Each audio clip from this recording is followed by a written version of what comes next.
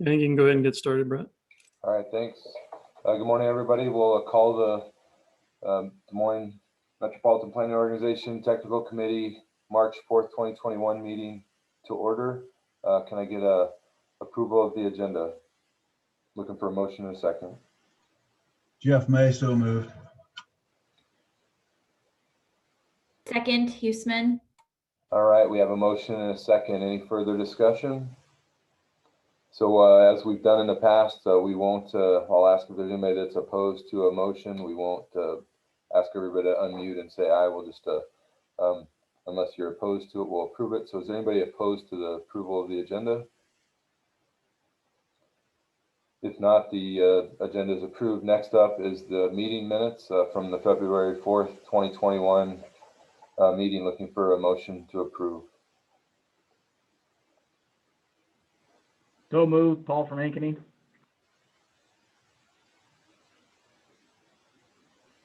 Second, Huseman.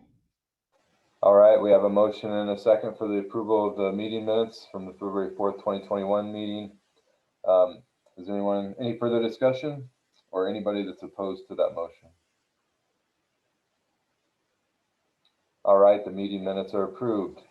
Next up is a report and vote on federal fiscal year 2022 Unified Planning Work Program and Budget Development. Dylan, are you taking this one? Yes, I'll take this one. So as you know, we're working on the work program and budget for the next fiscal year, which will start July 1st.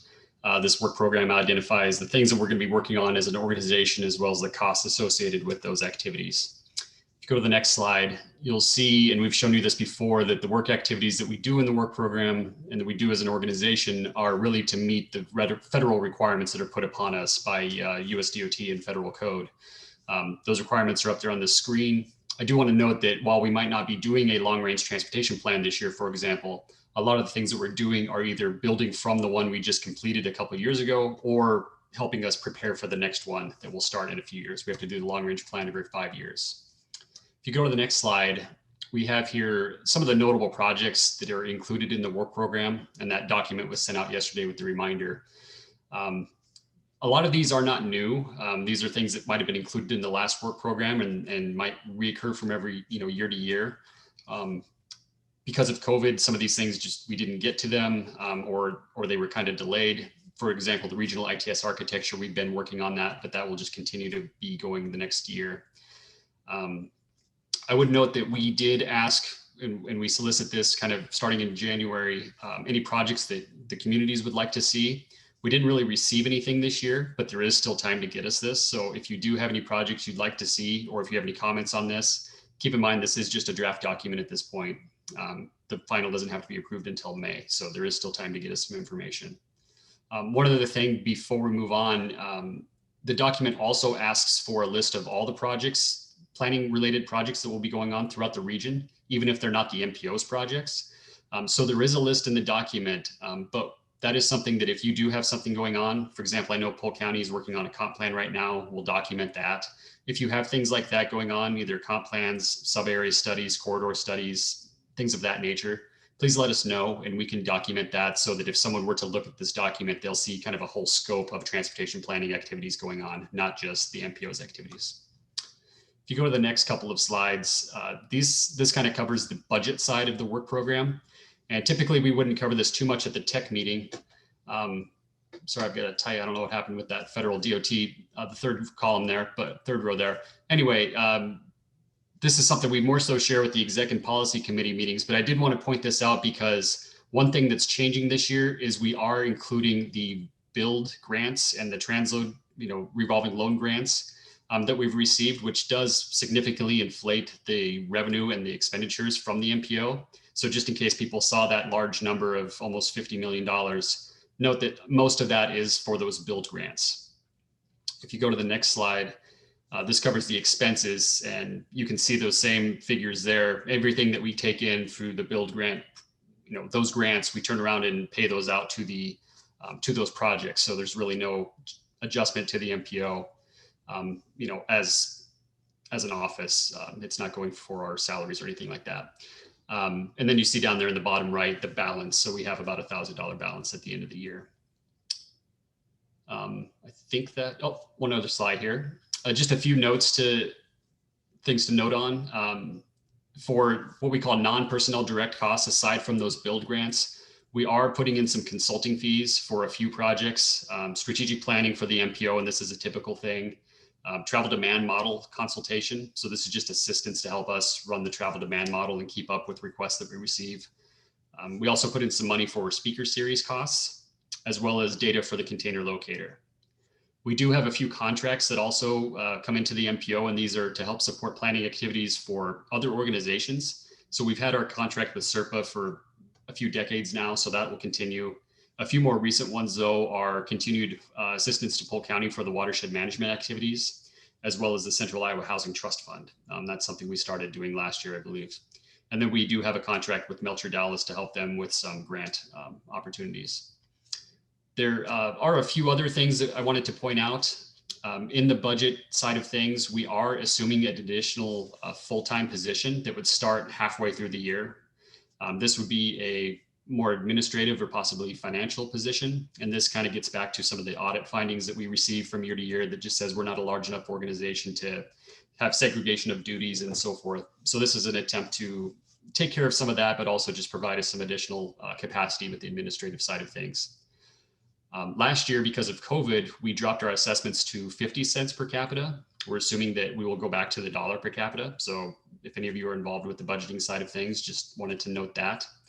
And then one of our categories for sponsorships, these are sponsorships for things like Capital Crossroads or the Bike Collective or other organizations that we help fund from time to time. We did reduce that, and this was based on feedback from the executive committee that they wanted to let some of those organizations not so much rely on the MPO, but find other sources of revenue. So that has been reduced. I went through that quickly, but if there's any questions, please let me know. Like I said, this is just a draft at this point that we need to have into the DOT by the end of the month, but we will be back in May for the final document. And so things may change. We're working with the finance subcommittee on some of the budget side of things.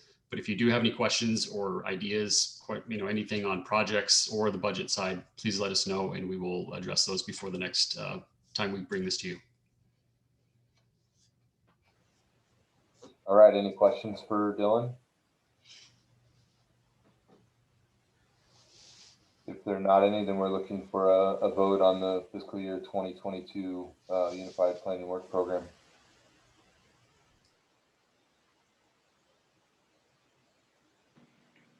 So moved, Paul from Ankeny. Second, Tregesser. All right, it's been moved and seconded. Any further discussion? Anyone opposed to the motion? All right, that motion is approved. Next up is the report and vote on the federal fiscal year 2021 to 2024 TIP amendment. Shreyoshi, are you taking this? Yes, thank you. Yeah, so the item before you is a TIP amendment request. As you all know, the transload facility, the Des Moines transload facility, was awarded a build grant in 2018. So the MPO staff and the Des Moines Industrial have provided the FRA with all the necessary documentation for seeking reimbursement through the build grant. So in preparation for the first reimbursement request, the MPO staff is requesting that the TIP be amended to include this project for the fiscal year 2021. So the information about and the funding amounts and so on are here before you on the slide. Essentially, we are seeking your approval to go ahead and process the amendment and add this project to the federal fiscal year 2021 through 2024 TIP. So with that, if you have any questions, I'll be happy to take them at this time. Otherwise, we are seeking an approval of this amendment. All right, any questions for Shreyoshi? If not, looking for a motion and a second to approve this.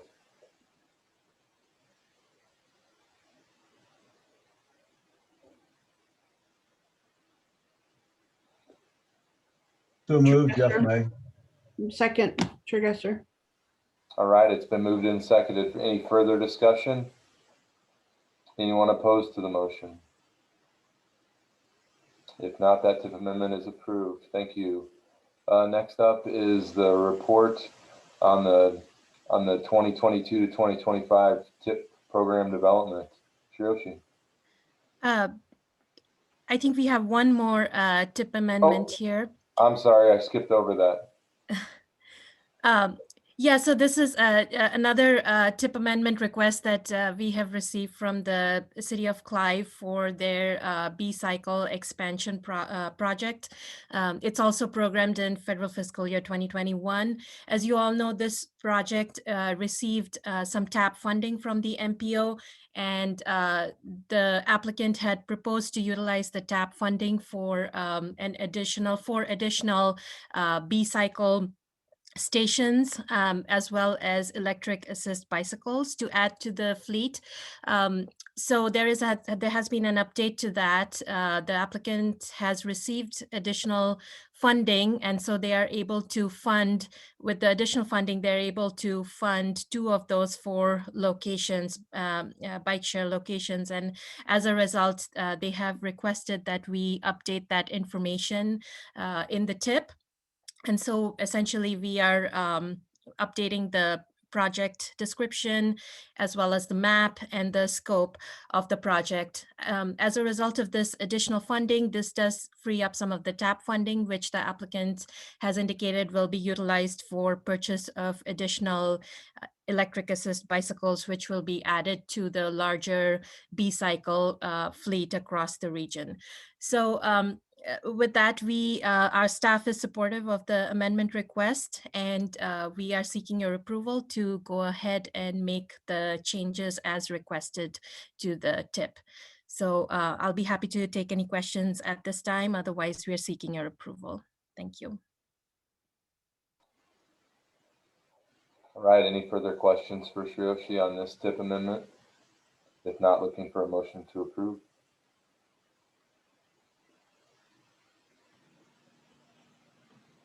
Motion to approve, Paul from Ankeny. Second, Huesman. All right, we have a motion and a second. Any further discussion? Anyone opposed to this motion? If not, we'll consider approved. Thank you. Okay, now we'll move on to the 2022 to 2025 TIP development. Yes, thank you. This is just a quick update.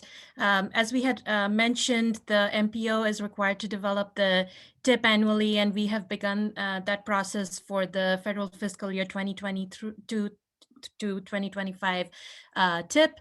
The MPO staff, to begin this process, sends out TIP reports to all our member communities, which shows the status of all the projects that have received federal funding for transportation projects. So those TIP reports are all going out to the communities this week. We would request that you review the project status in that report for each of your communities. And we are requesting that if there are any changes or any updates or corrections, please send those back to us by March 31st, 2021. Following which we will utilize that information to develop the TIP, and we hope to have a draft document ready by the end of May, following which we go through a review and public comment period. The draft TIP is submitted to the DOT on June 15th, and the final document is submitted to the DOT on July 15th. So just a quick update that the reports are going out, and please review those and get us back the information by the end of March.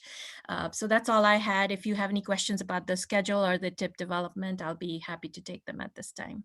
Thank you.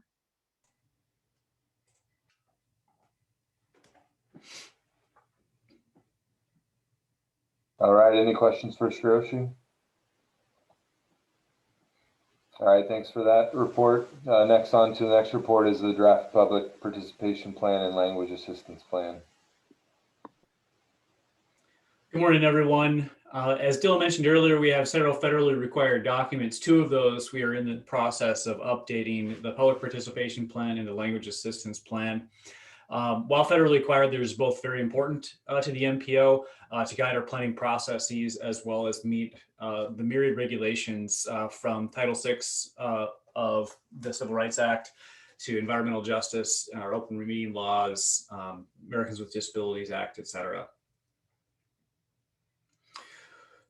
Both of these documents are updated versions of the last adopted plans, and they're largely the same, but we did go through them and update key elements to make sure that they were still relevant. The public participation plan helps to define the process to provide our citizens, stakeholders, and other parties with reasonable opportunities to be involved in the transportation planning process. Some of the notable updates for this document are the added section on adaptations for the pandemic period. Like we said, we just need to make it relevant for actual practices, and 2020 and into 2021 has been a very different type of experience than we've had previous. Updated to reflect other current practices, such as different virtual tools that we're using, like Zoom, for example. And then the other thing that I'm in the process of doing is updating our media list to reflect, just to make sure that we continue to reach diverse audiences with some of those outlets that speak to those.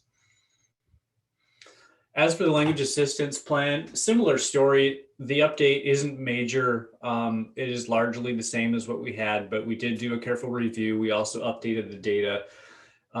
In updating the data, we discovered that we were going to add a couple of additional languages to the website. You may not notice it, but we have on our website, we've got information about translation services that has been translated into several different languages.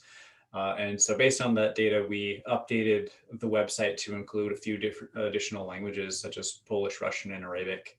Also updated our environmental justice maps to make sure that those continue to be relevant and current. We are now in the process of seeking public comment for this. We have that open through March 31st. If you go to our website, it's very easy to find. We're taking comments by phone, email, mail, or at the public meeting. We'll update the document accordingly based on those comments and bring them back to you in April. Public meeting coming up on March 24th. And that's it for me, unless I can answer any questions.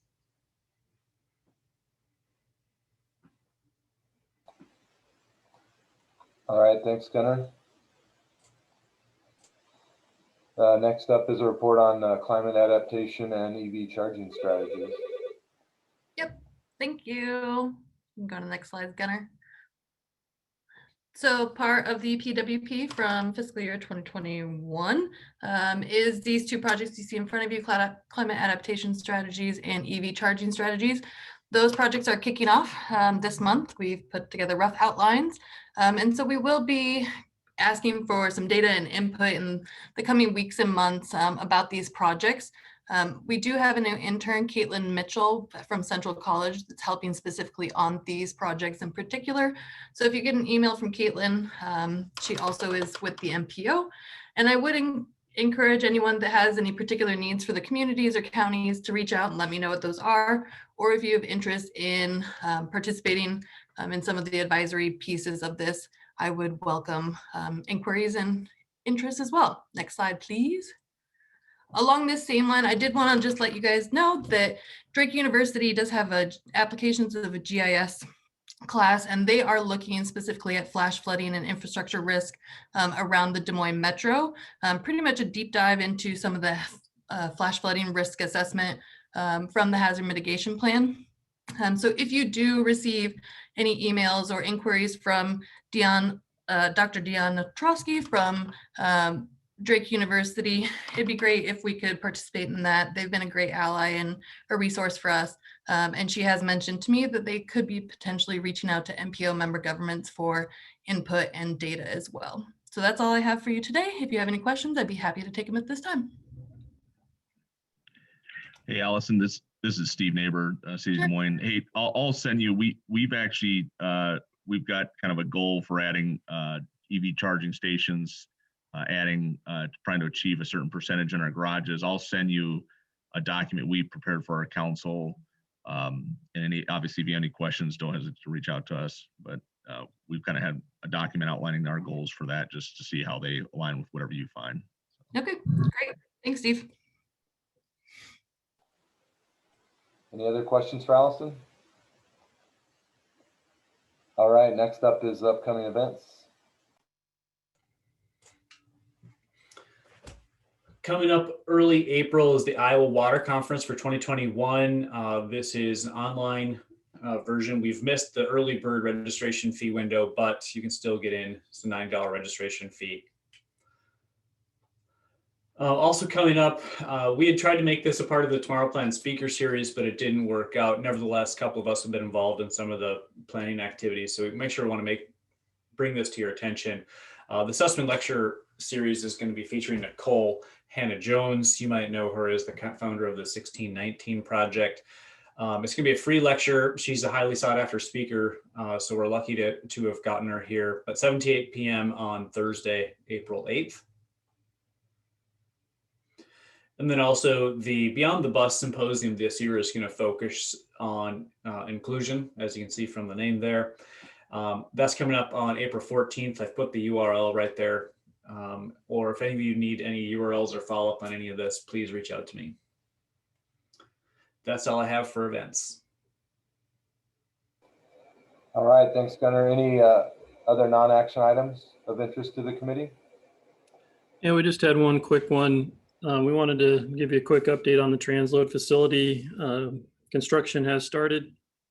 They were out earlier this week, starting to do some of the clearing of the site. They hope to start construction in earnest later this month.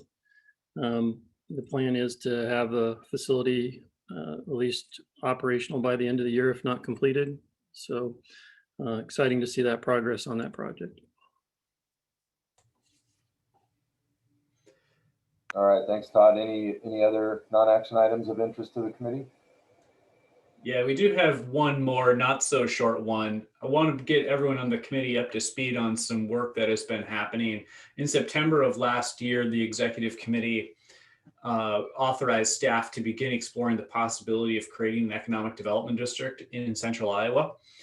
We're at a phase now where we will probably be reaching out to your communities to offer briefings on what it is and start conversations about whether or not your communities would want to join eventually. So today I'd like to give you the background on this and also update you on where we're at in the process. I'll go through this fairly quickly, but then take any questions that you might have at the end.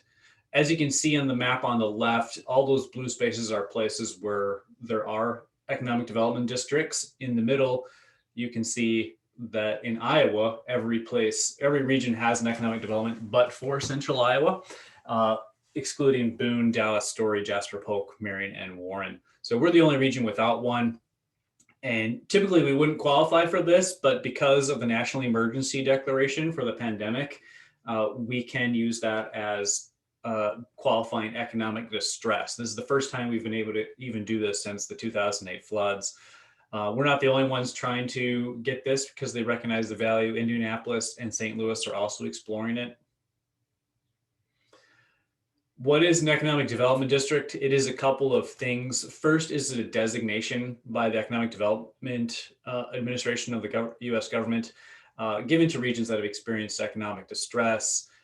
They typically then are formed as multi-jurisdictional entities, commonly composed of multiple counties and or cities to plan for the economic resilience of the region and provide support for its members. It's important to note what an EDD is not. It is not a chamber of commerce or like the partnership. It is not in the business of recruiting industry, nor is it like the economic development offices of your cities and counties. It is not a council of governments. We made sure at the very outset of this that an EDD can be a standalone entity focused solely on economic development, community infrastructure. So some of the benefits are funding, staff support, and regional planning.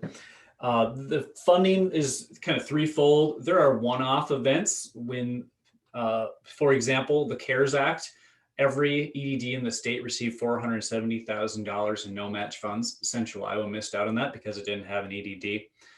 But in addition to those one-off events, there are also annual funding that can be provided to EDD. And this is to help provide administrative staff to facilitate EDD or EDA funding between local governments and the federal government. that funding does, or that administrative grant does require a local match. It's a total of 140 a year or 70 a year, 70,000 a year in local match. The other thing that it really helps to do is improve applications for federal funding. The staff support can look a few different ways, but the biggest ones are supporting applications and the administration of grants, as well as helping to identify opportunities at various levels of government for funding, and then just help fill gaps in communities without capacity to support those projects. The regional plan, it will be required to create a comprehensive economic development strategy, or a CEDS as it's called. This is very much like our long-range transportation plan, but for economic and community development projects. And this is where having those projects in a plan help with that competitiveness and grant applications. The regional plan will support existing plans such as your comp plans, Tomorrow Plan, Capital Crossroads. It in no way replaces them. It's really supportive of them. So a few funding examples here. I'm not going to read every one of these, but just to illustrate the amount of money that has come into the state of Iowa, especially during all the stimulus through the pandemic. 62 million approximately came in from 2018 toward the end of February of this year. But 3.2 came into Central Iowa. That's about $4 a person, whereas nearly 59 million was spent outside of Central Iowa, which is approximately 25 million or 25 per person. So you can really start to see the discrepancy by not having an EDD established here. On the right are a series of funding examples. I'll highlight the two at top that are nearly $8 million a piece. These are for big infrastructure that helps for long-term community resilience. It would have been hard for those communities to land these grants, but for their inclusion in the comprehensive economic development strategy that gives them an edge at grant applications. So the way we're approaching this is, in order to create it, you have to get affirmation from all the counties involved to say they're interested in doing it. Then you have to create the entity. And once you've built it, then you ask to be designated as an EDD. And once you're designated, then you can qualify to be fully operational. So I went over that quickly, but all to say, we are toward the tail end of phase 1, and I'm going to update a little more on that in just a second. And we are entering phase 2 with the hopes that we can be submitted for designation by this fall and be fully operational by middle of 2022. So as part of the phase 1, where we were weighing support in the counties, we did have meetings with stakeholders in 6 of the 7 counties. Those all went fairly well over the last few months. In Polk County, the Board of Supervisors directed us to come directly to them because they were going to be supportive. And so our intent is that we'll start engaging with the communities in the metropolitan area as we get going in phase 2 and start to understand priorities and projects. To date, we have 6 resolutions of support. The only one we haven't had is Marion County. We've had multiple conversations with them. They're very supportive, and the vote on Marion County is really just seen as a consent item. So we fully anticipate having all 7 by this time next week. We also initiated the process with the state. We are going to be required to have state concurrence on the formation of an EDD. Debbie Durham was very supportive when we met with her a couple weeks ago and said that she would be the conduit to the governor's office. And we'll make our formal letter of a request for the letter of support from the governor's office this summer after we've completed the CEDS. So where we're headed from here, as mentioned, we're shifting our focus to phase 2. We're going to start holding stakeholder meetings with metro communities. I do want to invite anyone on the call, if you want to get on our schedule sooner rather than later, feel free to reach out to me. Otherwise, you'll be hearing from us. And then we're also initiating the process of developing that CEDS. That's going to include a stakeholder committee that we need to have, as well as scheduling stakeholder input meetings to occur late March, early April. That's it from me. I just want to make sure everyone was aware of what was going on. Any questions?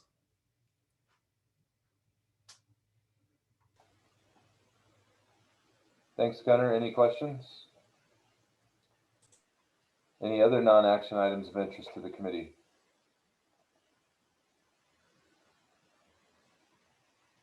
All right, hearing none, our next meeting date is April 1st, 2021 at 9:30, and we'll stand adjourned until then. Thank you, everyone.